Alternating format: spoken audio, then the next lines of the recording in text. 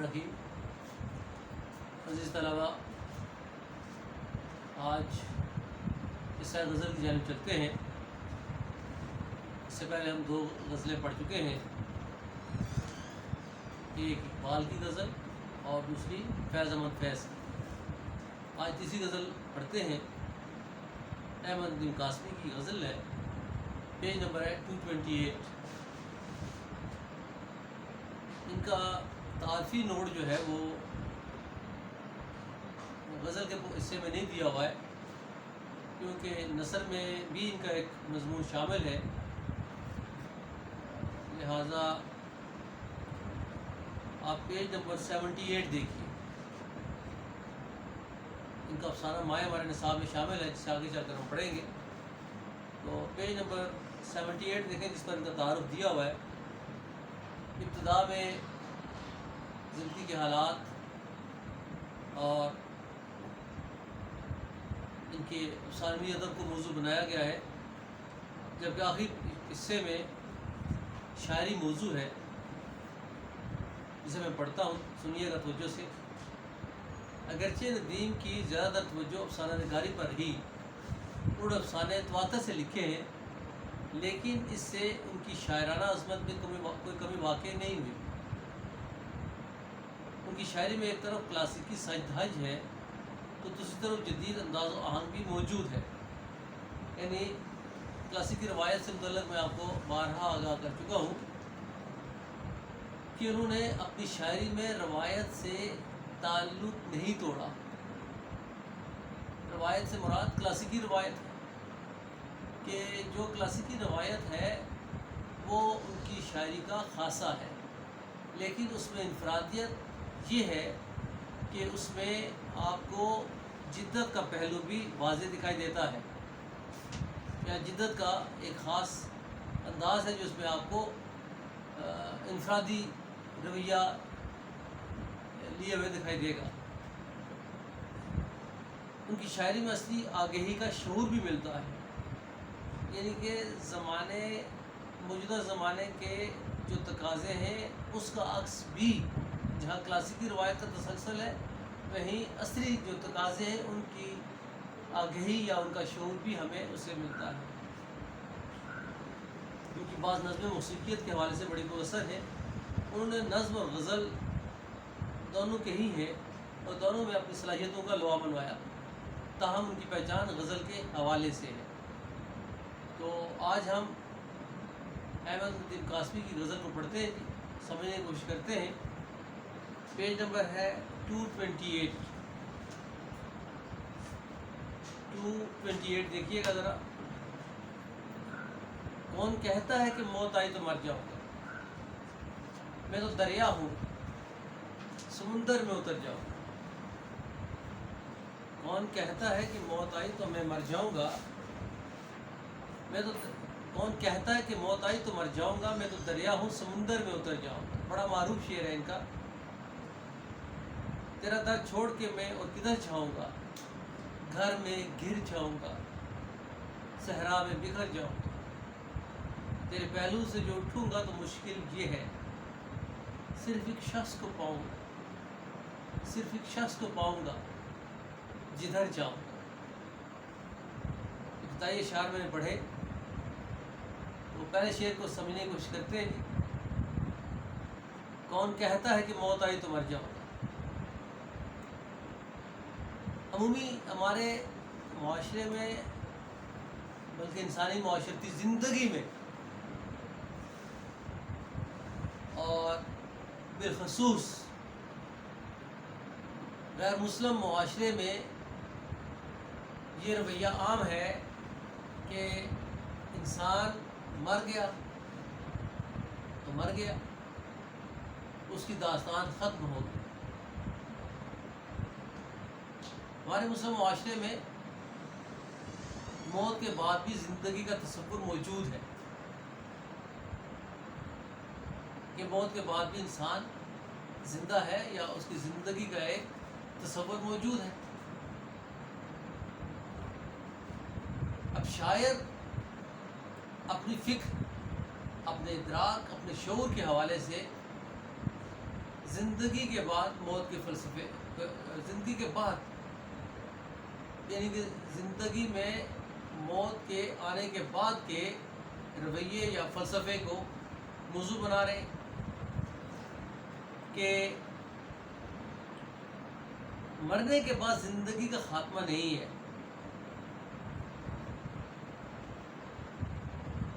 بلکہ اس کے بعد زندگی کا تصور موجود ہے۔ اور وہ کیسے کہ میں تو دریا ہوں، سمندر میں اتر جاؤں، کہ اگر میں اپنی ذات میں ایک انفرادیت رکھتا ہوں تو، اور ایک میری زندگی کا جو پہلو ہے وہ ایک مختصر جو ہے وہ کینوس لیے ہوئے ہے یا مختصر احاطہ لیے ہوئے ہے، لیکن موت کے بعد انسان یا میں سمندر میں اتر جاؤں گا، کہ یعنی کہ میری زندگی جو ہے وہ وسعتوں میں گم ہو جائے گی یا وسعت اس کا مقدر ہوگی، کیونکہ یہ کہ ایک نئی زندگی کا جو ہے تصور یہاں پر ہمیں ملتا ہے۔ ان کی غزل کا آپ نے شعر پہلے بھی سنا ہوگا کہ مر کر بھی نہ ہوں گے رائے گاہ ہم، مر کر بھی نہ ہوں گے رائے گاہ ہم، بن جائیں گے گرد کارواں ہم۔ کہ عموماً یہ تصور کیا جاتا ہے کہ ایک انسان مر گیا تو اس کی زندگی کا اختتام ہو گیا۔ کہتے ہیں ایسا نہیں ہے، میں مر کر بھی نہیں مروں گا، بلکہ جن راستوں سے قافلے گزرتے ہیں ان راستوں کی وہ گرد ہوں گا، کہ ہر آنے والے قافلے یا ہر گزرنے والے قافلے کے ساتھ جو گرد اڑے گی وہ ہمارے وجود کی خبر دے گی۔ یہاں پر بھی موت کے بعد کی زندگی کا ایک تصور کا شائبہ ہمیں ملتا ہے، لیکن یہ شعر تو زیادہ وسعت لیے ہوئے ہیں۔ عموماً جو ہے وہ یہ رویہ صوفیہ کے ہاں پایا جاتا ہے کہ زندگی کے بعد زندگی کا ہونا، یا زندگی کے بعد جو ہے وہ ایک نئی زندگی کا آغاز ہوتا ہے، ایک ایسی زندگی جہاں انسان ایک ہمیشہ کی زندگی اس کا مقدر ہو جاتی ہے۔ تو شاعر کے نقطہ نظر سے کہ آج زندہ رہتے ہوئے اب ایک بات ذہن میں رکھیے گا، جیسے بھی ہم نے ایک تعارفی نوٹ میں مختصراً پڑھا ہے کہ احمد الدین قاسمی شاعر بھی تھے، نثر نگار بھی تھے، کالم نگار بھی تھے، ایک صحافیانہ زندگی میں ان کی زندگی کا بھی ایک پہلو موجود ہے۔ تو آپ دیکھ لیجئے کہ انہیں کم و بیش 16 سال ہو گئے اس دنیا سے گزر گئے ہوئے، اور ان کی شاعری، ان کی نثر اور ان کے لکھے کے کالم آج بھی تر و تازہ ہے۔ ایک تو پہلو یہ ہے، اپنی زندگی میں شاعر اپنے معاشرے میں یا ایک عہد میں زندہ تھے۔ اب احمد الدین قاسمی دنیا کی زندگی میں صرف اپنے معاشرے نہیں بلکہ ایک عالمگیر معاشرے میں اپنا ایک وجود رکھتے ہیں۔ دنیا میں جہاں جہاں اردو پڑھی جاتی ہے، دنیا میں جہاں جہاں اردو پڑھائی جاتی ہے، احمد الدین قاسمی پڑھے جاتے ہیں اور پڑھائے جاتے رہیں گے، کیونکہ انہوں نے زندگی کی جو فکر اور زندگی کے جس شعور کو اجاگر کیا ہے وہ کم و بیش انسان کی زندگی کے ساتھ مطابقت رکھتا ہے، اور جب تک انسانی زندگی بقا و ارتقاء کی منزلوں سے گزرتی رہے گی، شاعر کی فکر بھی اسی طرح جلا بخشتی رہے گی۔ ایک پہلو تو یہ بالکل واضح ہے جس پر کسی طرح کی یعنی کہ جس پہ کسی شک و شبہ کی گنجائش نہیں ہے۔ آج دیکھ لیجئے غالب ہیں، کم و بیش 100 سال سے زیادہ عرصہ ہو گیا ان کو جہاں سے گزرے ہوئے، میر تقی میر ہیں، غالب ہیں، مومن ہیں، اقبال ہیں، تو یہ بڑے شاعر اس دنیا سے گزر گئے، لیکن گزرنے کے باوجود آپ یہ نہیں کہہ سکتے جی صدیوں گزرنے کے بعد یہ لوگ ختم ہو گئے، ایسا نہیں ہے۔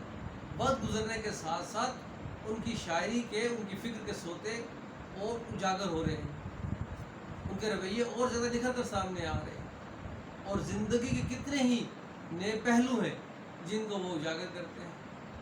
تو ان کی شاعری، ان کے رویوں کی جو آفاقیت ہے وہ ہر زمانے کے تقاضوں کو پورا کرنے کی صلاحیت رکھتی ہے۔ تو یوں آپ کہہ سکتے ہیں کہ وہ مرنے کے بعد مرے نہیں ہیں، بلکہ ایک سمندر میں اتر آئے کہ پہلے وہ ایک خاص یا مخصوص معاشرے کے اندر زندہ تھے، آج عالمگیر معاشرے میں وہ اپنا ایک وجود رکھتے ہیں۔ ایک پہلو سے تو یہ بات یہاں پر احمد دین قاسمی کے بارے میں سعادت آتی ہے کہ اگرچہ وہ اس جہاں سے چلے گئے اور جانے کے بعد ان کی جو ہے وہ کہہ لیں کہ داستان حیات جو داستان فکر ختم ہو جانی چاہیے تھی، لیکن ایسا نہیں ہے، کیونکہ وہ یہ یقین رکھتے تھے کہ جو چیز جو وہ لکھ رہے ہیں، جو چیز وہ سپرد قلم کر رہے ہیں، جو فکر وہ عام کر رہے ہیں، وہ انسان اور انسانیت سے متعلق ہے، انسانی جذبوں، انسانی رویوں، محبت کے رویوں کے حوالے سے وہ چیز عام ہے۔ تو جو چیز انسان اور انسانیت کے لیے اور محبت کے آفاقی جذبے کے فروغ کے لیے لکھی جاتی ہے، کہی جاتی ہے، اسے کبھی فنا نہیں آتا۔ تو ظاہر ہے کہ اگر وہ دریا تھے، اب سمندر میں اتر گئے اور سمندر تحد نظر تک پھیلا ہوا ہے، تو ظاہر ہے کہ جب تک کائنات موجود ہے ان کی فکر موجود رہے گی ایک حوالے سے۔ اور دوسرے حقیقی پہلو ہے اگر بات کی جائے تو اگر وہ اس جہاں سے چلے بھی گئے تو زندہ ہے، کیوں کہ وہ ایک کہہ لیجیے کہ ایک دریا ہوتے ہوئے ایک بڑے سمندر میں اتر گئے، ایک بڑی زندگی میں چلے گئے، تو وہاں پر بھی وہ موجود ہے۔ تو یہاں پر وہ ایک طرح سے کہہ لیجیے کہ انسان کو ترغیب بھی دے رہے ہیں کہ مقصد اس دنیا میں رہتے ہوئے دنیا میں اعمال حسنہ کی ایک ترغیب بھی دے رہے ہیں کہ اگر تم یہ سمجھتے ہو کہ اس دنیا میں رہتے ہوئے تمہاری زندگی دنیا سے تعلق توڑ کر جب تم موت سے تعلق جوڑتے ہو تمہاری زندگی ختم ہو جاتی ہے، تو ایسا نہیں ہے، ایک بڑی زندگی تمہاری منتظر ہے جس میں سرخرو ہونے کے لیے تمہیں اس دنیا میں ایسے اعمال انجام دینے ہیں جو انسانیت کے لیے ہوں، جو صراط مستقیم کے لیے ہوں اور صراط مستقیم کے رویوں کو تقویت دینے کے لیے ہوں، تو پھر تم اگلے جہان میں یا اس بڑے سمندر میں کامیاب و سرخرو ہو سکو گے جہاں تمہیں ہمیشہ ہمیشہ رہنا ہے۔ تو یہ صرف فکر جو ہے وہ اپنی ذات کے حوالے سے نہیں بلکہ بنی انسان کے حوالے سے بھی عام کر رہے ہیں کہ انسان کو دنیا کی زندگی میں بھی اور اس کے بعد کی زندگی کے لیے بھی خود کو ہمیشہ تیار رکھنا چاہیے، یا آنے والی زندگی کے لیے خود کو تیار کرنا چاہیے، تاکہ اگر وہ یہاں پر کامیاب و سرخرو ہے تو اسے آخرت میں بھی یا اس بڑے سمندر کے اندر یا بڑے سمندر کی مانند جو زندگی ہے اس کے اندر اپنی کامیابی و سرخروئی کے لیے اسے کسی ندامت کا سامنا نہ کرنا پڑے۔ تو یہ کہہ لیجیے کہ ایک طرف وہ دنیاوی زندگی کے پس منظر میں بھی بات کر رہے ہیں اور بڑی ہمیشہ کی زندگی کے حوالے سے بھی بات کر رہے ہیں جہاں انسان نے ہمیشہ رہنا ہے۔ اگر ہم دنیا میں کامیابیوں کے لیے تو دو جدوجہد کرتے ہیں تو ہمیں آخرت کی زندگی کے لیے اور آنے والی زندگی کے لیے بھی جو ہے وہ تیاری کرنا چاہیے تاکہ ہم کامیاب و سرخرو ہو سکیں۔ یہ ایک بڑا شعر ہے اور یقیناً ایک بڑے انسان کا شعر ہے۔ دوسرا شعر دیکھیے گا، تیرا در چھوڑ کے میں اور کدھر جاؤں گا، تیرا در چھوڑ کے میں اور کدھر جاؤں گا، گھر میں گر جاؤں گا، صحرا میں بکھر جاؤں گا۔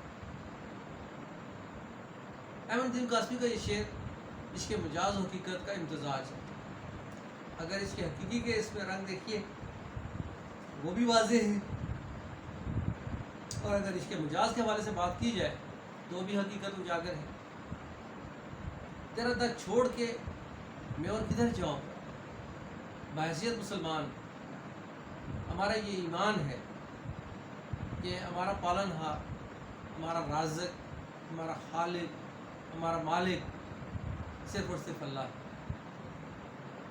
ہماری تمام حاجات کی تکمیل اللہ ہی کی ذات کرتی ہے۔ زندگی میں مشکلات بھی آتی ہیں، پریشانیاں بھی آتی ہیں، ہمیں ان پر گھبرانا نہیں چاہیے، وہ بھی اللہ کی طرف سے ہیں اور وہ ایک آزمائش ہے، اور اللہ ہی سے رجوع کرنا چاہیے کہ اللہ پاک ہمیں ان مصائب سے، ان پریشانیوں سے نجات دلائے۔ تو اس پیرائے میں تیرا در چھوڑ کے میں اور کدھر جاؤں گا، کہ اللہ میں تیرے دروازے کو چھوڑ کے کہیں اور جانے کا تصور کر ہی نہیں سکتا۔ میری نجات، میری کامیابی، میری زندگی کا حاصل صرف اور صرف تیرے در سے ہی منسوب ہے۔ گھر میں گر جاؤں گا اگر ہے اللہ میں تیرا در چھوڑ دوں تو میں گھر میں گر جاؤں گا، اپنے ہی گھر میں قید ہو گیا، یعنی کہ میں نے اپنے لیے مصیبتیں مقدر کر لی، صحرا میں بکھر جاؤں گا۔ تو پھر اگر میں تیرا در چھوڑ دیتا ہوں تو میں بے وقت ہو جاتا ہوں، صحرا میں بکھرنے، یعنی کہ ذرہ ذرہ میری ذات میں بکھر جائے گی۔ یعنی کہ ہمارے وجود کا ہونا اللہ ہی کی ذات سے منسوب رہنے میں ہے۔ اگر ہم اللہ کی ذات سے ترک تعلق کر لیتے ہیں، اللہ کی ذات سے لا تعلق ہو جاتے ہیں اور ہم یہ سوچیں کہ ہم کامیاب و سرخرو ہو سکتے ہیں، تو ایسا نہیں ہے۔ یہ میرا ایمان ہے اور یہ آپ کا ایمان ہے، اور یہ ہمارا ایمان ہونا چاہیے کہ ہماری کامیابی اور سرخروئی صرف اور صرف اللہ ہی کی ذات سے منسوب ہے، اللہ ہی کی ذات کے مرہون منت ہے۔ اب گھر میں گر جاؤں گا، اب گھر میں قید ہونا کہ اگر میں آپ سے لا تعلق ہو، گھر میں قید ہو گیا، اپنی ذات کے اندر تنہا ہو گیا۔ یعنی کہ جب اللہ کے ساتھ تعلق جڑا ہوتا ہے تو ہم تنہا نہیں ہوتے، ہمیں بے سہارا ہونے کا خوف نہیں ہوتا، ہمیں تنہائی کا ڈر نہیں ہوتا، ہمیں اپنی کمائیگی کا احساس نہیں ہوتا، اپنے بے وقت ہونے کا احساس نہیں ہوتا، کیوں؟ ہمیں یہ یقین ہوتا ہے کہ اللہ ہمارے ساتھ۔ اور آگے کیا بات واضح کر رہے ہیں؟ صحرا میں بکھر جاؤں گا۔ صحرا میں بکھرنا کیا ہے؟ صحرا تحد نظر سے ریت کے ذرات پر مشتمل ہے، تو آپ اس میں بکھر جائیں گے، یعنی کہ ذرہ ذرہ ہو جائیں گے، یعنی کہ آپ کی کوئی حیثیت رہتی ہی نہیں ہے۔ تو کیا دعا یہ کرنی چاہیے کہ خود بھی اللہ سے تعلق جڑے رکھیں، اور اللہ سے دعا کرنی چاہیے کہ اللہ بھی آپ پر اپنی مہربانی نچھاور کرتا رہے، وہ آپ کو اپنی بندگی میں رکھے۔ کب تک؟ جب تک آپ اس کے ساتھ اپنے تعلق کو جڑے رکھیں گے، اللہ آپ سے یعنی آپ اپنے سے لا تعلق نہیں کریں گے۔ اللہ کی کہہ لیجیے کہ محبت کی انتہا دیکھیے کہ آپ اللہ سے اگر لا تعلق ہو کر پسند کرتے ہیں تو وہ آپ کو رزق دیتا ہے، وہ اپنی نعمتوں کو آپ پر نچھاور کرتا ہے، لیکن پھر یہ کیا جواز بنتا ہے کہ آپ اللہ کی نعمتوں سے بھی سرخرو ہوں اور اس کے بعد جناب آپ اس سے لا تعلق بھی ہو جائے۔ تو ویسے مسلمان تو ہمیں یہ زیب دیتا ہی نہیں ہے نا جی، بلکہ مسلمان تو ظاہر ہے کہ اگر اللہ سے ترک توحید سے آپ نکل گئے، اللہ سے ترک تعلق کر لیا تو آپ وہ صاحب ایمان رہے ہی نہیں۔ تو کہنا یہ چاہ رہا ہوں کہ اللہ کی محبت کے ساتھ یا اللہ کے ساتھ تعلق جڑے ہوئے ہی کامیابی ممکن ہے۔ اب دوسری جانب آئیے اس کے مجاز کے حوالے سے کہ تیرا در چھوڑ کے میں اور کدھر جاؤں گا، کہ زندگی کا سکون، زندگی کا اطمینان محبوب کے ہی مرہون منت ہے۔ ہماری کلاسیکی روایت میں اگرچہ محبوب کو ظالم و جفاکار بتایا گیا، اور ظاہر ہے جب انسان کسی سے ٹوٹ کر محبت کرتا ہے اور وہ ظلم و جبر کا رویہ اختیار کرے، لا تعلقی کا رویہ اختیار کرے، تو یقیناً دل پر ایک قیامت سی ٹوٹ جاتی ہے، انسانی رویوں میں ایک کہہ لیجیے لا تعلقی کا رویہ پروان چڑھتا ہے۔ لیکن اس سب کے باوجود محبت کرنے والے ترک تعلق نہیں کرتے، یوں کہہ لیجیے کہ زبان سے کہہ بھی دیں لیکن دل اس کا اقرار نہیں کرتا، ترک تعلق پر آمادہ نہیں ہوتا۔ تو یہاں پر تیرا در چھوڑ کر میں کدھر جاؤں؟ اے میرے محبوب، میری زندگی کا سکون، میری زندگی کا چین، میری زندگی کی تمام تر رونقیں تیرے ہی پر ہونے منت ہیں، ٹھیک ہے نا جی؟ تو گھر میں گھر جاؤں گا اگر تیرا در میں نے چھوڑ دیا، تیری طرف سے محبت کر لیا، تو پھر میں کدھر جاؤں گا؟ میں اپنے گھر میں قید ہو جاؤں گا، یعنی کہ میری پھر زندگی اپنی ذات تک محدود ہو جائے گی، میری اپنی ذات کوئی رہے گی نہیں، میری ذات کی تکمیل تو تیری محبت سے ہو رہی ہے۔ تو جب زندگی میں محبت جاتی رہے تو پھر ذات کی تو نفی ہوئی۔ صحرا میں بکھر جاؤں گا تو وہی کہ میں بے وقت ہو جاؤں گا۔ ذرے کی اہمیت جو ہے وہ ظاہر ہے کہ ایک اجتماع میں ہے، اجتماعیت میں ہے. تو بکھرنا یعنی کہ بے بغت ہو جانا. بکھر جاؤں گا، کہاں ہوا مجھے اڑا کے کہاں سے کہاں لے کے جا رہی ہے، اس کی کوئی اہمیت نہیں ہے. اس کی اہمیت سب کے ساتھ جڑے رہنے میں ہے، اور میری ہے جو ذات کی قدر و قیمت ہے وہ تیری ذات کے ساتھ جڑے رہنے میں ہے. اور میر تقی میر کا شعر ہے نا کہ بہت آرزو تھی گلی کی تیری، سو یہاں سے لہو میں نہا کر چلے. کہ محبوب کی گلی میں جاتے، محبوب کو دیکھنے جاتے، دیکھ نہیں پاتے، اور وہاں سے جو ہے وہ نہ دیکھ پانے کی وجہ سے جو ہے آرزویں ہماری خون ہو جاتی ہے. معاشرتی جبر بھی ہو سکتا ہے، سماجی جبر بھی ہو سکتا ہے، اس حوالے سے بھی بات ہو سکتی ہے. تو لیکن کہنا یہ چاہ رہا ہوں کہ اس کے باوجود وہ لہو ہو چکے ہیں، ان کی خواہشیں لہو ہو چکی ہیں، لیکن وہ محبوب سے ترک تعلق پر آمادہ نہیں ہے، اور ہو ہی نہیں سکتے. دل چاہتا نہ ہو تو زبان میں اثر کہاں. وہ کیا بات ہے کہ جب دلی سے اب لا کہہ لیجئے کہ ہم محبوب سے ترک تعلق کرتے ہیں، اب محبوب کی گلی میں نہیں جائیں گے، محبوب کو دیکھیں گے نہیں، اس نے ہماری قدر نہیں کی، اہمیت نہیں، اس نے میری اہمیت نہیں جانی. آپ جتنا مرضی کہہ لیجئے، زبان سے کہتے ہیں، دل تو مانتا ہی نہیں. دل تو پھر اسی بے وفا کو دیکھنے کو تڑپتا ہے کہ جس کے بغیر زندگی کا تصور بھی ممکن نہیں ہے. تو یہ ہر دو اعتبار سے اس شعر کی تشریح کی جا سکتی ہے. اس کے حقیقی کے حوالے سے بھی، جیسے میں نے آپ سے عرض کیا کہ اللہ ہی کی ذات کے ساتھ تعلق جوڑے رکھتے ہوئے کاملیت ہے، اور دوسری جانب اس کے مجاز کے حوالے سے کہ میری ذات کی جو قدر و اہمیت ہے، یا میری محبت کی جو کہہ لیجیے کہ جو معراج ہے، وہ محبوب سے تعلق جوڑے ہوئے ہیں. انشاءاللہ کل اس کے بعد کے اشعار کی تشریح کریں گے. تب تک اجازت دیجیے. آپ کا بہت شکریہ. اللہ حافظ.